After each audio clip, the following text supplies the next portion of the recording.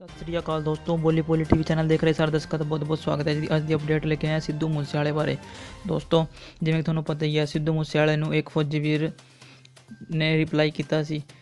ਦੋਸਤੋ, ਹੁਣ ਉਸ ਫੌਜੀ ਵੀਰ ਨੂੰ ਇੱਕ ਇੰਡੀਅਨ ਆਰਮੀ ਤੇ US ਆਰਮੀ ਯਾਨੀ ਕਿ ਅਮਰੀਕੀ ਆਰਮੀ ਦੇ ਜਵਾਨ ਨੇ ਰਿਪਲਾਈ ਕੀਤਾ। ਆਓ ਦੋਸਤੋ ਪਹਿਲਾਂ ਉਹ ਵੀਡੀਓ ਵੇਖਦੇ ਹਾਂ। ਜਿਹੜੀ ਗੰਨ ਰੱਖੋ ਅਸੀਂ ਵੀ ਮੰਗਾ ਲੈਨੇ ਆ, ਸਾਨੂੰ ਗਿਣਤੀ ਕਰਾ ਦੋ ਕਿੰਨੇ ਬੰਦੇ ਠੋਕਿਆ, ਉਹ ਜਗ੍ਹਾ ਦੱਸੋ ਜਿੱਥੇ ਵੀ ਤੂਫਾਨ ਰੋਕਿਆ। ਜਿਹੜੀ ਗੰਨ ਰੱਖੋ ਅਸੀਂ ਵੀ ਮੰਗਾ ਲੈਨੇ ਆ, ਹੋਏ ਸੋਚੋ ਨਾ ਕਿ ਅਸੀਂ ਬੈਡ ਫੀਲ ਕਰਦੇ, ਕਿਸੇ ਨਾੜ ਨੂੜ 11 ਤੋਂ ਨਹੀਂ ਭੋਰਾ ਡਰਦੇ।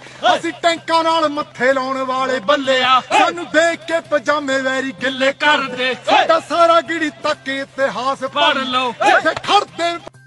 ਦੋਸਤੋ ਦੱਸ ਦਈਏ ਵੀ ਇਹ ਗਾਣਾ ਫਿਰ ਲੈਵਲ ਤੋਂ ਲਾਂਚ ਵੀ ਕੀਤਾ ਗਿਆ ਸੀ। ਦੋਸਤੋ ਹੁਣ ਤੁਹਾਨੂੰ ਉਹ ਵੀਡੀਓ ਦਿਖਾਉਂਦੇ ਹਾਂ ਜਿਸ ਵਿੱਚ ਇਸ ਗਾਣੇ ਨੂੰ ਰਿਪਲਾਈ ਕੀਤਾ ਗਿਆ।